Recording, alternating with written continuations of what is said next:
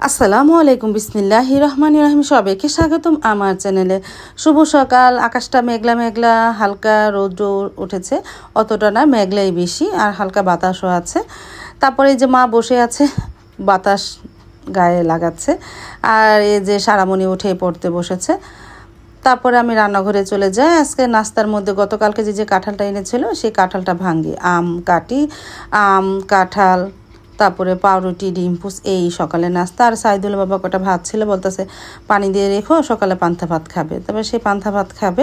আমি কাঁঠালটা ভাঙি তাহলে। আর কাঁঠালটা অনেক মিষ্টি ছিল, ভালোই লেগেছে।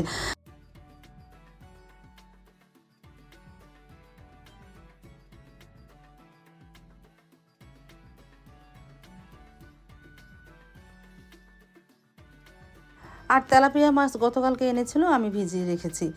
আজকে রান্না করব, 2টা তেলাপিয়া মাছ ভিজিয়ে রাখলাম। গতকালকে তো শুধু আইসটার পেটিটা গালিয়ে রাখলাম। আর আম কাটা হয়ে গেল, কাঁঠালও ভাঙা হয়ে গেল।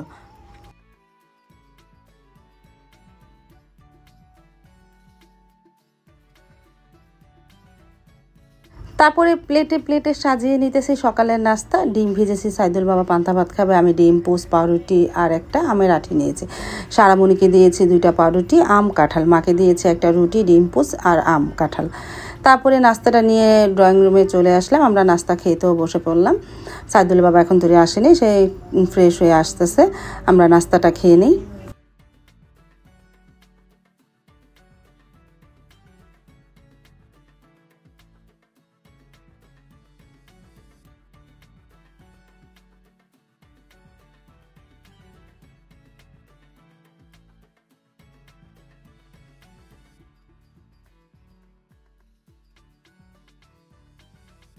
তারপরে এই যে সাইদুলের বাবাও নাস্তা করে নিল।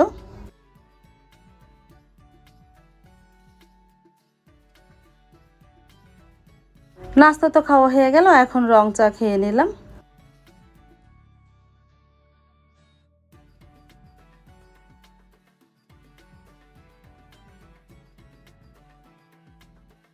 নাস্তা খেয়ে হাঁটতে হাঁটতে চলে আসলাম আমাদের মেন রাস্তায়। এখানে একটা পাখির দোকান আছে, পাখির খাবারের দোকান। পাখির খাবার তো শেষ হয়ে গেছে, খাবার নিতে চলে আসলাম। আর এখানে দেখো কতগুলো কবুতর আছে, ঘুঘু পাখি আছে।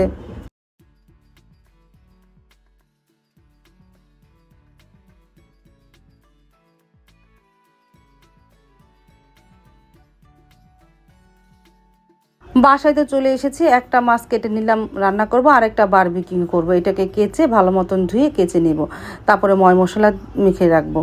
তারপরে তো বারবিকিউ মশলা সব কিছু দিয়ে মেখে রেখেছি, রাত্রে ভাজবো।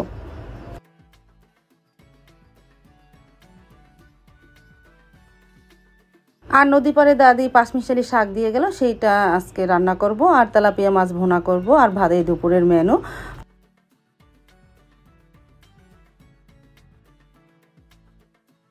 তারপর প্রায় 2 ঘন্টা পর রান্নাঘরে আসলাম, প্রায় 1টা বাজে। ভাত বসিয়ে দিলাম, আর এই কড়াইতে তেলাপিয়া মাছটা ভেজে নিই, মাছটা ভুনা করি। তারপরে ভাত ঠিকা দিয়ে শাক বসিয়ে দিব, শাকটা রেডি করতে থাকি।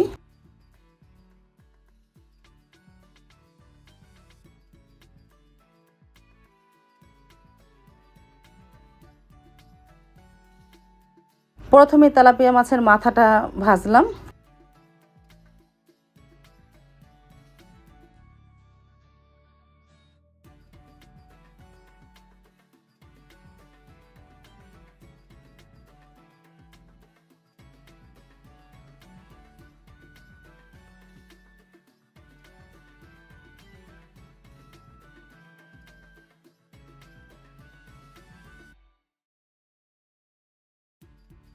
মাছ ভাজা হয়ে যাওয়ার পর মশলাটাকে ভালোভাবে কষিয়ে নিয়েছি, এখন পানি দিয়ে দিই। পানি দিয়ে বলক আসলে ভাজা মাছ ছেড়ে দিব। আর পাশের চুলায় পাঁচমিশালি শাকটা বসিয়ে দিয়েছি, পেঁয়াজ কাঁচামরিচ লবণ দিয়ে ভাবে সিদ্ধ করে নিই, পরে গালিয়ে নিব। আর এদিকে বলক তো চলে আসলো, এখন একটু শাক দিব। আমি ডিপ ফ্রিজে থেকে নামিয়ে রেখেছিলাম। শাকটা দিয়ে ভালোভাবে নাড়াচাড়া করে মাছটা দিয়ে দিব।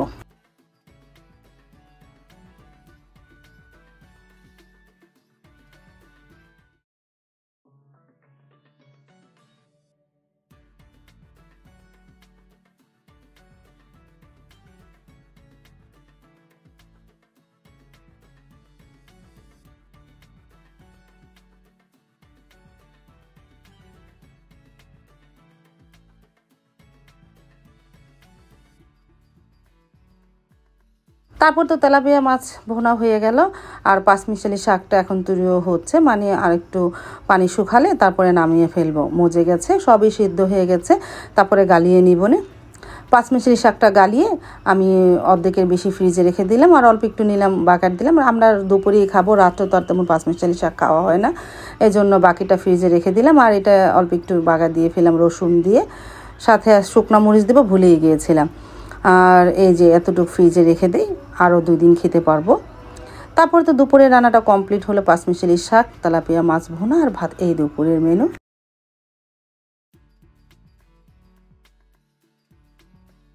তারপরে তো দুপুরে খাবার খেতেও বসে পড়লাম, মা আমি সারামণি সবাই মিলে খেয়ে নিলাম দুপুরের খাবার, আলহামদুলিল্লাহ।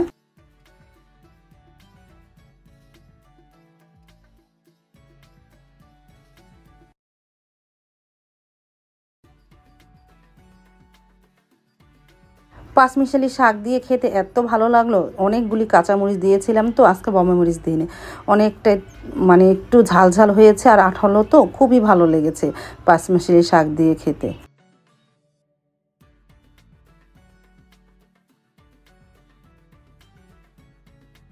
খাওয়া দাওয়া শেষ, একটু রেস্ট নিতেছে, আর বাহিরে তো ঝুপঝুপিয়ে বৃষ্টি আরম্ভ হয়ে গেল।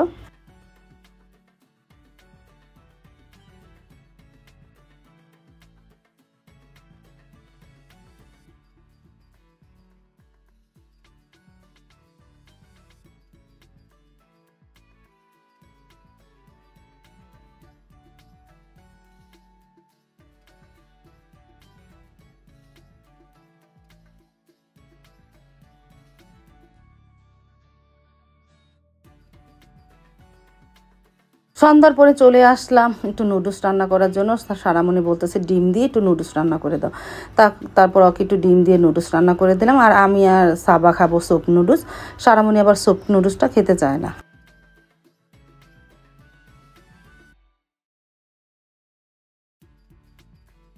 সারামণিকে দিয়ে গেলাম নুডলস, তারপর আমি আর সাবা বসে খেয়ে নেব স্যুপ নুডলস।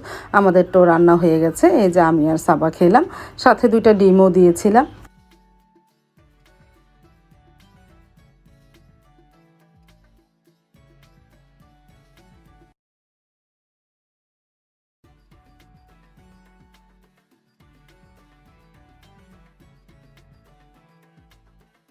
আর আজকে চলে এসেছে জান্নাত পাখিরা, রাত্রেই চলে এসেছে নানির বাড়ি থেকে।